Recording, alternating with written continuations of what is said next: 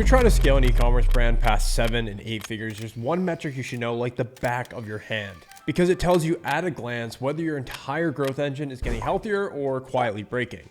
And that metric is MER, your marketing efficiency ratio. At the level of scale you're trying to get to, you don't get to feel your way through spend. You don't get to guess. MER is a number that keeps you operating like an owner because it forces you to look at the full system: acquisition, conversion, average order value, retention, and your margin. And here's the thing, if I got a report from my team and our MER dropped 25%, I would not panic. I wouldn't immediately cut ad spend, I wouldn't start blaming Meta, and I definitely wouldn't go chasing ROAS. What I would do is I would open up a decision tree and diagnose the problem step by step, because an MER drop isn't the problem, it is a symptom. And if you know how to isolate the variable that moved, you can fix it fast and steer the ship back towards profitable scale. This is the exact process we run our partners through when efficiency moves. If MER drops or it increases, we need to diagnose these problems. And over the past 12 months, we helped our partners generate over $100 million in profitable revenue. And honestly, a lot of the founders that come to us don't fully understand these metrics at a system level. Maybe you know your ROAS, maybe you know your top line revenue, but when MER shifts, they don't know what lever actually moved, what actually caused your efficiency to dip. So we walk them through this exact framework, and by the end of this video, you'll understand how to run that same decision tree inside of your own business. Because when you understand MER like an operator, that's how you truly scale with control. Let's start with defining MER. What exactly is it? So as you can see here, we have a situation where MER drops 25%. Let's just say in theory, before we were generating $1 million, our marketing spend was 200,000. So our MER is 5. After a 25% drop, revenue is $1 million, marketing spend is 266, or revenue drops to 750,000 with same spend. That would get us to a 3.75 MER. And MER is simply total revenue divided by total marketing spend. It's a better way to understand the efficiency of our marketing instead of diving deep into your Facebook ROAS, your Google ROAS, your Klaviyo attributed revenue. That's the mistake that many brands make, is when working with multiple agencies, let's just say a Facebook agency, influencer agency, TikTok agency, email agency, all these agencies, you have in-house people, is that everyone wants to make their metrics look good, but no one understands the full picture and make sure we're actually moving towards that North Star goal of profitable revenue growth. A 25% drop is something in this formula moved. So if something happened and we're seeing efficiency drop, we need to understand what actually happened here. So what moves MER? So we have revenue drivers. This is what is impacting our front end acquisition, what's actually impacting customers from actually converting. So conversion rate is a big metric to look at. This is obviously the percentage of people that convert on your website, your average order value, your lifetime value, your repeat customer rate, your offer strength, and your channel mix. Spend drivers can be paid ad spend. Do we increase or decrease paid spend? Your CAC, what's your customer acquisition cost? What's your media mix? What are you actually testing on the ad level? Your creative fatigue, scaling aggression, your agency and team costs. If MER dropped, either revenue declined, spend increased, or both. Did spend increase? Did we increase spend and our MER decreased? Well, we have to look at the metrics now and go into our ad manager and see, did CAC increase? Now, it's very important here when we're talking about CAC is that many brands make the mistake of looking at their CPA, right? So they look at their CPA. Let's see if I can make this a little bit thicker here. So they look at their CPA. This is what is in Meta, right? They think that is your CAC. That is not your CAC. Your CAC is how many new customers, right? How many new customers did you get? And then how much in ad spend, okay? And then what you're going to want to do is you're going to divide these. So you're going to do ad spend divided by new customers. That will get us how much is our true net new customer acquisition cost. It's very important to operate on these numbers and be very harsh with how much it's costing you to acquire a new customer instead of just looking at what Meta is telling us in the ad account. Okay, let's look at the blended CAC. Let's check CPMs in the ad account. Are CPMs increasing? That's something to monitor. Let's check conversion rate. Did something happen with our website? Let's check creative fatigue. And one way we can do this is we can look at frequency. So if we start to see our costs go up, we want to look at the ad account. Is our frequency extremely high? Is that going up? That's an indicator that maybe our creatives are hitting the same people too often, and that's leading to creative fatigue. And then check prospecting ratio. Very important here. Oftentimes we see brands when they are running ads that they're spending too much on existing customer bases. And what you want to do is you want to look at your audience segments. Audience segments, excuse this beautiful mouse handwriting here. Audience segments in Meta Ad Manager, you can break down, are we over indexed on our existing customer base for our spend? Ideally, we want to get to a point where we're 80% plus on new customers, right? Because what happens if you start scaling, you start spending a lot more money, but just goes towards your existing customer base, your engaged customer base, you're just wasting spend. So what do we have to do? If we really understood and we looked at all of our metrics and CAC is really the issue here, then of course, immediately what we need to do is refresh creative. We need to reallocate budget to high efficiency segments. So if you see, okay, it's definitely on the meta level, we're seeing, some campaigns really take a dip in efficiency. What's actually working, what ads are working, what campaigns are working. We want to look at that. Maybe reduce scaling velocity. Maybe you're scaling too fast. Now it's very normal for a high growth brand. If you're on true new customer acquisition mode, you want to increase spend, you want to acquire new customers, it is normal to see your MER dip, right? And so did you forecast this out? Did you project this? Did you expect this to happen?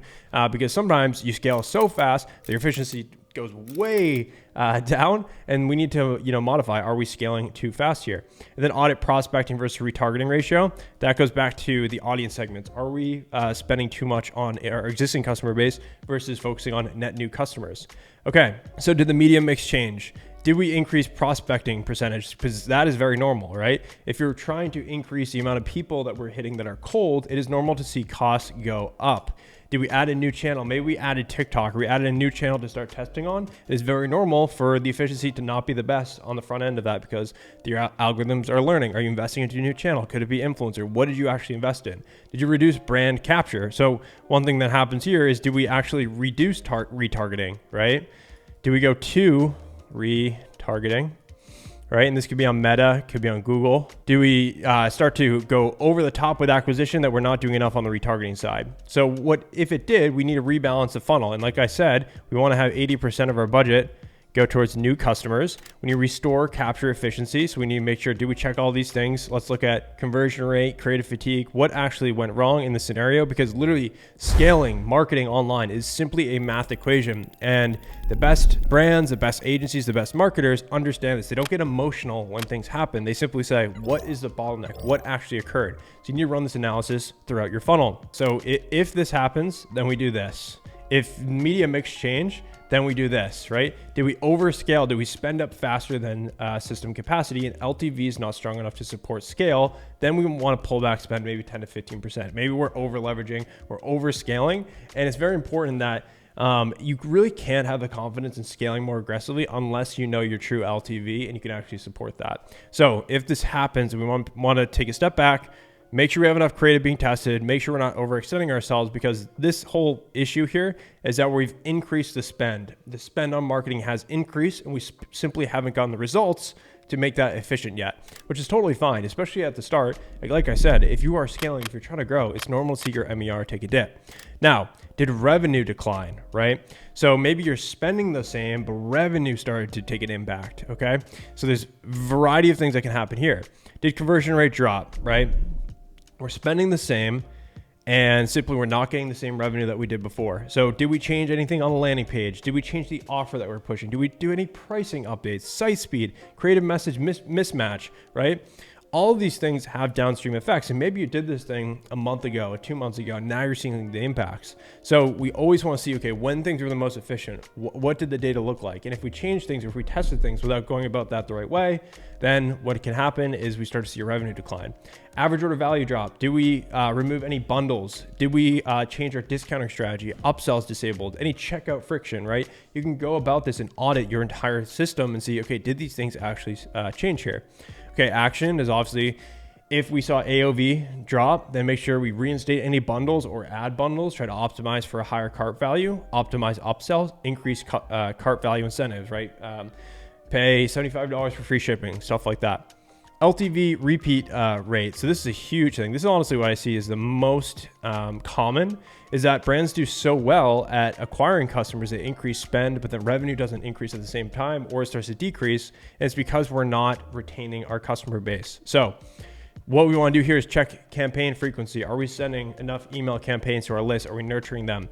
How much flow revenue is coming through? Is SMS all set up? Making sure that's all good to go.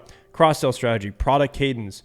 And what we want to do is, if there's issues on this side, I would even add subscriptions here. Subscriptions, right? Then we want to strengthen the post-purchase flows, rebuild retention calendar, increase cross-sell velocity, because if revenue starts to take a decline and we're still spending the same, I I'd bet that our retention is heavily impacted on this side. All right, now let's talk about contribution margin. Did COGS or operating costs increase? Right? So shipping costs, fulfillment changes, discounting rate, agency cost increases, tool stacks creep up, right? This happens a lot. Some of these bloated brands have all these apps and all these things going on. So we want to make sure, like, what are we actually spending on financially? If yes, then we need to improve operational efficiency. We need to cut non-performing spending. We need to increase AOV and adjust pricing strategy. Okay. So just making sure that we have enough margin to actually scale here. Here's what we've outlined as like the simple what to do, what to look at. So, okay, efficiency has dipped. Now let's do an audit of the entire funnel. Has CAC gone up? Is conversion rate down? Is AOV down? Is LTV down? Is spend up too fast? Are we scaling too fast and revenue isn't keeping up with that pace? Has the margin shifted? Has there been impacts to, tariffs, material costs? What actually happened on that side? Because I will see if that has adjusted our pricing or spend. MER is not an ad metric. It's a system metric. You can see how a lot of agencies, a lot of marketers will just make the mistake of looking way too one-dimensional at all of these things. And what happens when we look at MER, we look at things from a holistic view, we can see, okay, are we from the top down being efficient? And then how do we go about looking at these dedicated channels, go into each and every single one and see, okay, how are those KPIs? How are those numbers improved? Have they, struggled, or have they been impacted by changes? And so that way we can get a better understanding of how all of this, which is creative, ads, offer, retention, and finance, this all has to work together to really understand our MER, okay? And this is how real brands scale. This is exactly what we do with our partners. Is we're not just looking at ROAS, we're not just looking at channel metrics, we want to understand the entire system. So if you got some value out of this video, then I recommend send this to your Slack channel, send this to your CMO, send this to your marketing team, because this is something I would 100% immediately focus on. This changes the way that we think about scale, because too often marketers are too channel specific. They look at things one-dimensionally. We need to look at the whole funnel. And if you'd like me to personally audit your e-commerce brand, map out the financials, understand your unit economics, truly understand your bottlenecks, then I invite you to click the link down below. That will book in a free audit call from our team that's actively working with 7, 8, even 9-figure e-commerce brands. And through that conversation, we can really get you on the right track and show you where you're potentially leaving millions of profitable revenue on the table. So click the link down below, and at the very least, hit that like button and subscribe, and I'll see you in the next video.